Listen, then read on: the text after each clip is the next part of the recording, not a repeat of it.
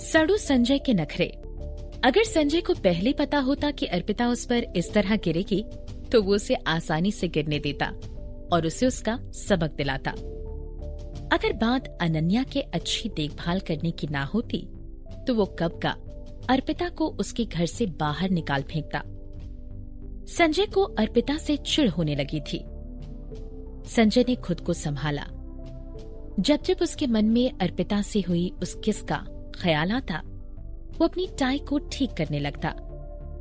उसे उसकी सांसें बेचैन होती सुनाई दे रही थी। ये 2 बार हो चुका था।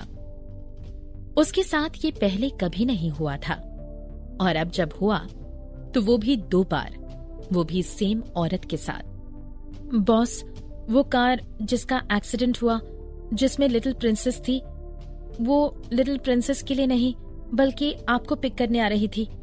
हमें लगता है कि दुश्मन का टारगेट लिटिल प्रिंसेस नहीं बल्कि आप थे। असिस्टेंट ने संजय को पिछली बातें याद दिलाते हुए बताया और उसका जवाब सुनने के लिए इंतजार करने लगा।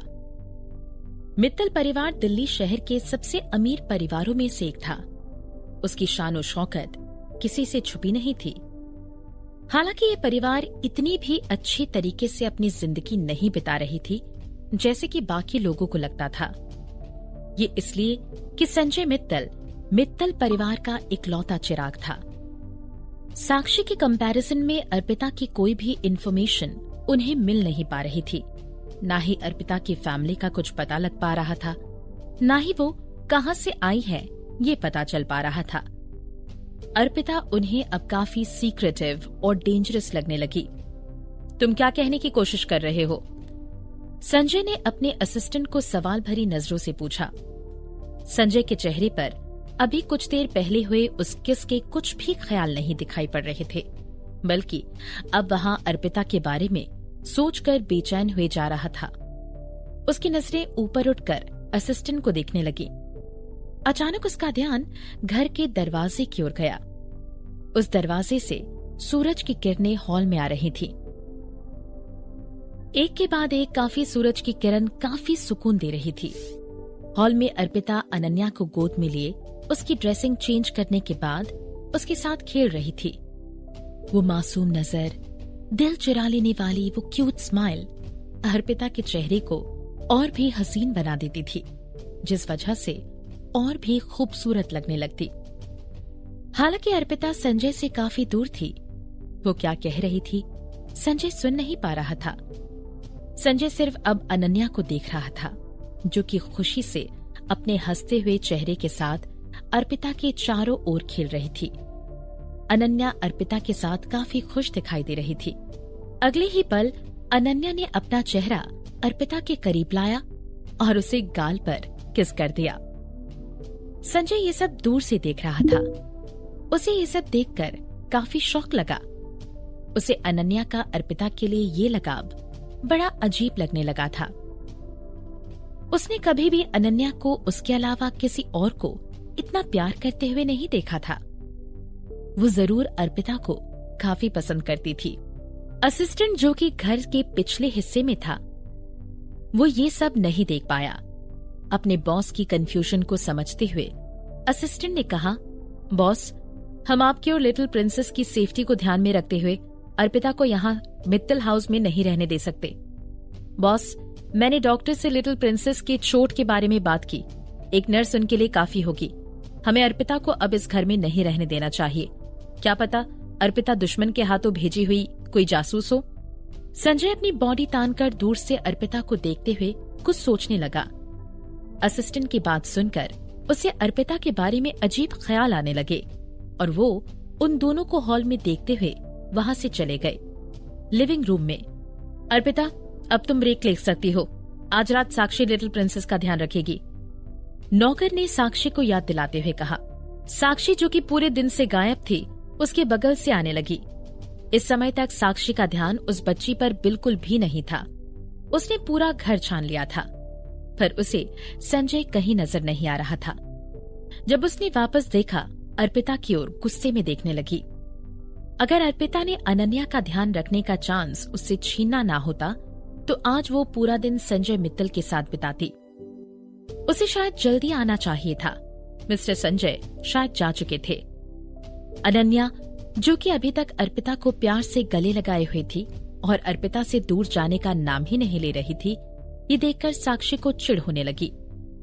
नहीं, वो मित्तल हाउस में इतनी मुश्किलों से पहुंची है, वो अर्पिता को उससे ये मौका छीनने नहीं दे सकती।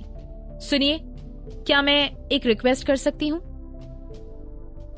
जैसे ही साक्षी ने अपनी बात खत्म की, अर्पिता और अनन्या ने भी उसकी ओर देखा।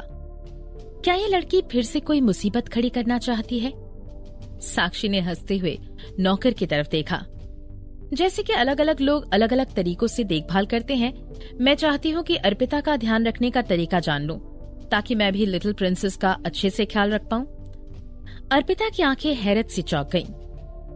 ये खुशी की बात थी कि अनन्या की सर्जरी सक्सेसफुल हुई थी और उसकी चोटें धीरे धीरे ठीक हो रही थी। खैर थी तो वो बच्ची, उसका ध्यान रखने के लिए कोई ना कोई आसपास चाहिए था। ये सब होने के बावजूद अर्पिता साक्षी को अनन्या के बारे में कुछ बातें बताना चाहती थी। जरूर, तुम दोनों एक दूसरे के साथ डिस्कस कर लो, तब तक मैं अनन्या को अंदर लेकर जाता हूँ। नौकर ने अनन्या को गोद में उठाया और उसे अपने दूसरे रूम में ले गया। जैसे ही उसने नौकर को जाते हुए देखा, साक्षी की आंखें चमक उठी और वो मुड़कर अनन्या के बेडरूम की ओर जाने लगी। भले ही वो अनन्या के कमरे में दूसरी बार आ रही थी, पर फिर भी उसकी नजरें कमरे से हट नहीं पा रही थी। ये था अमीरों के रहने का लाइफस्टाइल। वो बस एक छोटी सी बच्ची थी, पर वो प्रिंसेस वाली लाइफ जी रही थी। तो हम कहां से शुरू करें? अर्पिता उसके पीछे से आई और उससे पूछने लगी। साक्षी ने आखिरकार अपने जलन भरे चेहरे को स्माइल के साथ छुपाया और अर्पिता की ओर देखने लगी। बड़ी ही रूड होकर उसने अर्पिता को कहा, वो मेडिकल किट से शुरुआत करते हैं। मैंने अनन्या की ड्रेसिंग शाम 6 बजे ही चेंज कर दी थी, तो तुम बस अब उसे रात को सोने से पहले चेंज कर देना। अर्पिता ने मेडिकल किट खोलते हुए बड़े ही ध्यान से साक्षी को समझाने लगी। इससे पहले कि वो अपनी बात पूरी कर पाती, साक्षी ने उसे बीच में ही टोक दिया। यहाँ पर सिर्फ हम दोनों मौजूद हैं, क्या तुम अभी भी ये नाटक करना चाहती हो? अर्पिता ये सुनकर हैरान रह गई। आखिर साक्षी का क्या मतलब था? क्या वो तब से नाटक कर रही थी? अर्पिता, आखिरकार तुम करना क्या चाहती हो मित्तल हाउस को छोड़ने से पहले? साक्षी ने बड़े गुस्सैल अंदाज में अर्पिता के पास जाकर ये सवाल पूछा।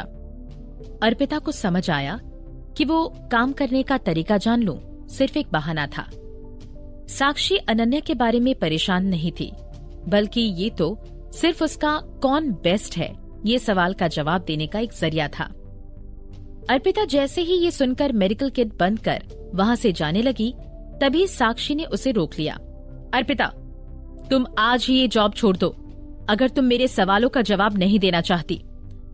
जैसे ही साक्षी ने अपनी बात खत्म की, उसने टेबल पर रखे पानी के ग्लास को उठाया और मेडिकल किट के ऊपर डाल दिया। तुम यहाँ क्या कर रही हो? हैरान होकर अर्पिता ने साक्षी के हाथ को पकड़कर उसे पीछे खींचा। अर्पिता मेडिकल किट को ध्यान से खोलकर उसमें रखी सारी चीजें देखी। अनन्या को रात में इसकी जरूरत है। इससे पहले कि अर्पिता मेडिकल किट में से वो दवाई निकाल पाती, साक्षी ने अपना हाथ अर्पिता के हाथों से छुड़ाते हुए वो ग्लास को वापस उसकी जगह पर रखा और दरवाजे के पास जाकर चिल्लाने लगी। अर्पिता, ये तुमने क्या किया? अनन्या की दवाई के डिब्बे में पानी डाल दिया। तुम उसका ख्याल कैसे रखोगी? साक्षी की आवाज पूरे हॉल में गूंजने लगी। इससे पहले कि अर्पिता कुछ कर पाती, नौकर उस रूम में आ चुका था। गीली मेडिसिन को देखते हुए, जो कि अर्पिता के हाथों में थी, नौकर का दिमाग सुन्न हो गया। ये मैंने नहीं किया है। अर्पिता, अच्छा होगा कि तुम मुझे इस बारे में कोई ठोस वजह दो, नौकर ने अर्पिता से गुस्सा होते हुए कहा। लिविंग रूम में नौकर लिविंग रूम में सामने खड़ा हुआ था। गुस्से में देखते हुए वो बार बार अर्पिता के ऊपर चिल्ला रहा था। तुम बताओ, तुमने ऐसा क्यों किया? ये बताने की क्या जरूरत है? आपने देखा ना, सारी मेडिसिन्स गीली हो चुकी हैं। अगर मैंने अर्पिता से उसका काम करने के तरीके को जानने की रिक्वेस्ट ना की होती, तो ये सारा इल्जाम मुझ पर आ जाता। साक्षी ने तिरछी नजरों से अर्पिता की ओर देखते हुए कहा। इससे पहले कि साक्षी कुछ और कह पाती, दरवाजे के बाहर से कुछ आवाजें आने लगी। बॉस,